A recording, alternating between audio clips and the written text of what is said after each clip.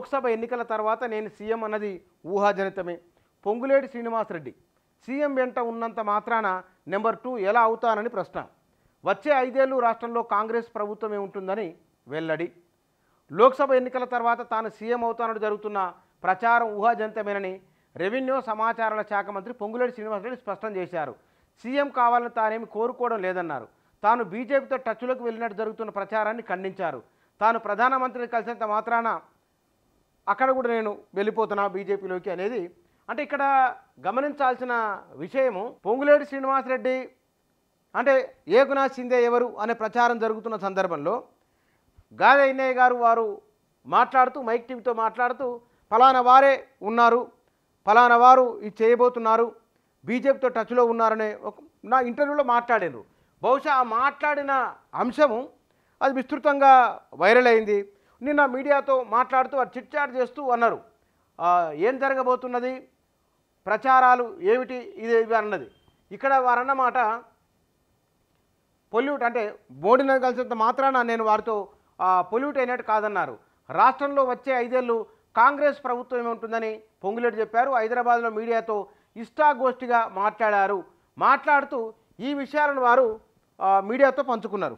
అయితే ఏకనాథ్ షిందే ఎవరు అనేది గడిచిన నెలన్నర రోజుల నుంచి తెలంగాణ రాజకీయాల్లో విస్తృతంగా ప్రచారం అవుతూ ఉన్నది.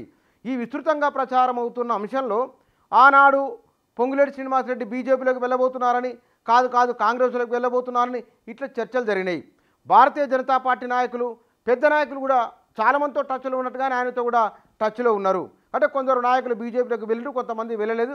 అటు వెళ్ళాలనుకున్న వారు కాంగ్రెస్లకు చాలామంది వచ్చారు. అందులో వచ్చిన వారు పొంగులేటి శ్రీనివాసరెడ్డి కూడా ఒకరు. కాబట్టి తన చుట్టూ జరుగుతున్న ప్రచారాన్ని ఆయన ఖండిస్తున్నారు. తాను కాదు అని చెప్తున్నారు. వచ్చే 5 సంవత్సరాల పాటు కాంగ్రెస్ ప్రభుత్వమే అధికారంలో ఉంటుందని, రేవంత్ రెడ్డి ముఖ్యమంత్రి ఉంటారనేది వారు చెప్తున్న మాట. అయితే ముఖ్యమంత్రి అభ్యర్థులుగా తామంటే తామున్నామని గతంలో కాంగ్రెస్ సంబంధించిన ఒక 65 మంది నాయకులు వారు చెప్పుకున్నారు. కాంగ్రెస్ పార్టీ అధికారంలోకి వచ్చి తాము ముఖ్యమంత్రి అవుతామని. ఈ చెప్పుకున్న వారిలో అప్పులో పొంగులేటి శ్రీనివాసరెడ్డి పేరు లేదు. వారు ఆ మాట కూడా అన్నారు.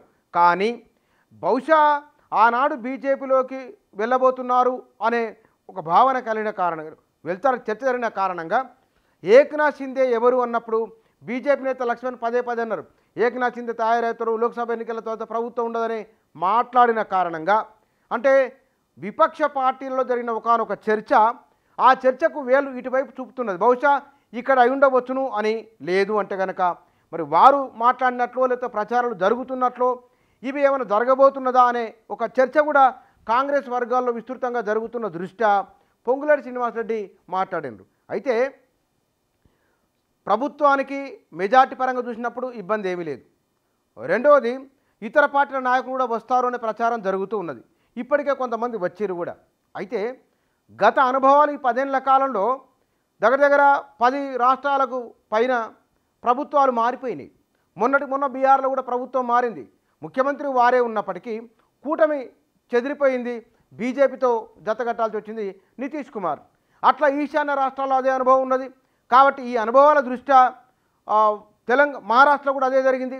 అజిత్ పవారు, షిందే వీళ్ళు కలిసి అక్కడ ప్రభుత్వాన్ని ఏర్పాటు చేయడం. తెలంగాణలో కూడా అదే జరగబోతుందనే ఒక సమీప గతం నుంచి తీసుకొని నిన్న మొన్న జరిగిన కొన్ని ఘటనలను ఆధారంగా చేసుకొని బహుశా తెలంగాణ రాజకీయాలు అట్లా వ్యాఖ్యానించినట్లు అర్థమవుతున్నది. కానీ అవన్నీ ఊహాజనితాలని, అవన్నీ సాధ్యం కాదని పొంగులేటి శ్రీనివాసరెడ్డి చెప్తున్నారు.